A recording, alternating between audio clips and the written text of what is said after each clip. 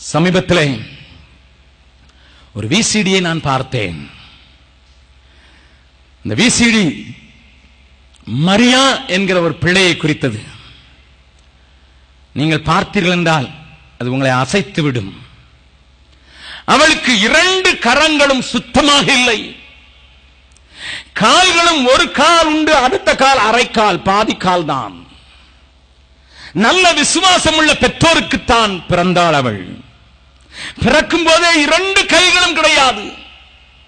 பிறக்கும் போதே ஒரு காலை காட்டிலும் மற்ற கால் சிறியதாக இருக்கிறது. அவருடைய தகப்பன் நல்ல ஒரு விசுவாசி, போலீஸ்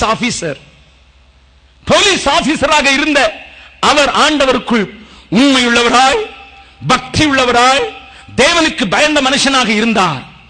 மனைவியும் அவர்களைப் போலவே. ஆனால் பிள்ளை பிறந்தபோது அவர்கள் 2 பேரும் ஓ என்று அழுதார்கள். Lord, why it happened? ஏன் இது நடந்தது? விளங்கவில்லை. 1.5 ஆண்டுகள் அவர்களால் புரிந்து கொள்ள முடியவில்லை. நித்தமும் கண்ணீரை உணவாக்கினார்கள். 2 கையில்லாத பிள்ளையை பார்த்து கொஞ்சம் யோசித்து பாருங்கள். ஒரு கால் சின்ன காலாய், ஒரு கால் பெரிய காலாய் இருந்தால் நடக்கிறது என்ன இருக்கும் என்று யோசித்து பாருங்கள். எல்லா பிள்ளைகளும் நடந்து திரியும் போது இந்த பிள்ளை நிலைமை பார்த்து அவர்களுக்கு பரிதாபம். 1.5 ஆண்டு ஆன போது தேவன் அவர்களோடு கூட பேசினார். பள்ளத்தாக்கில் நடந்தாலும் உன் குரல் கேட்கிறது என்று அந்த வார்த்தைக்காக சொல்கிறேன். அப்படிப்பட்ட துக்கத்தின் நேரத்தில் ஆண்டவர் சொன்னார், என் மகிமையை வழங்க பண்ணுவேன். ஆகையினாலே தைரியம் கொண்டார்கள். கர்த்தரை சொல்லிக் கொடுத்தார்கள். அந்த பிள்ளைக்கு 3 வயதிலே அவளை நீச்சல் குளத்திற்கு எடுத்துக்கொண்டு போனார்கள். அந்த தகப்பன் நீச்சல் குளத்திலே நீச்சல் சொல்லிக் கொடுத்தார். 18 வயதாகும் போது அவள் உலகத்தையே வெற்றி பெற வைக்கிற வேர்ல்டு சாம்பியனாக மாறிவிட்டாள். அல்லேலூயா! 18 வயதிலே உலக சாம்பியன் ஆகிவிட்டாள் நீச்சலிலே. கையில்லாத அவள் எப்படி நீந்துகிறாள் என்பதை நான் படத்திலே பார்த்தேன். அதோடு மாத்திரமல்ல, அவளுக்கு எல்லா வேலைகளையும் தன் காலாலே செய்ய முடியும். 1.5 காலாலே செய்ய முடியும். கம்ப்யூட்டரை இயக்க முடியும், பியானோ போட முடியும், சமையல் செய்ய முடியும், ஸ்வெட்டர் பின்ன முடியும், பெயிண்ட் பண்ண முடியும், எழுத முடியும். எல்லாம் காலாலே செய்து விடுவாள். ஆண்டவரை அறிந்து கொண்ட அவள் இன்றைக்கு திருமணமானவள். திருமணமானது மாத்திரமல்ல, அவளுக்கு ஆண்டவர் அழகான குரல் கொடுத்திருக்கிறபடினால அவருடைய கணவன் ஒரு கிட்டாரிஸ்ட்.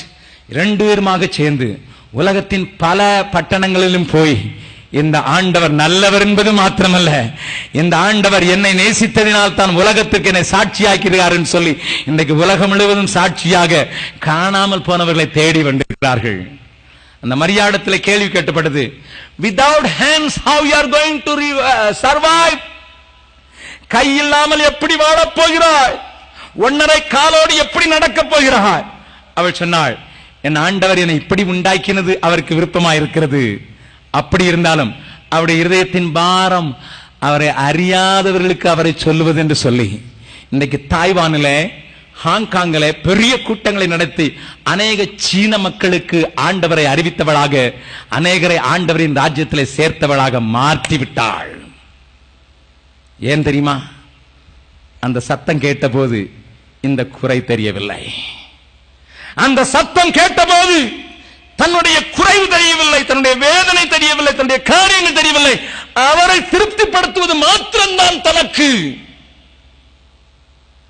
அருமையானவர்களே,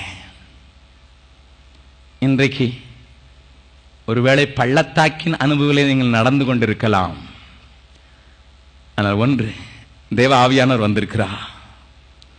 உன் காதுகளை திறந்து நீங்கள் அவர் சத்தத்தை கேட்டு அவருக்கு பின் செய்கிற ஆட்களாக மாற, அவர் உங்கள் தோளிலே சுமந்து புல்லுள்ள இடங்களிலே உங்களை மேய்த்து அமர்ந்த தண்ணீர் அண்டையிலே உங்களை வழிநடத்தும்படியாக நல்ல மேய்ப்பனாக கடந்து வந்திருக்கிறார்.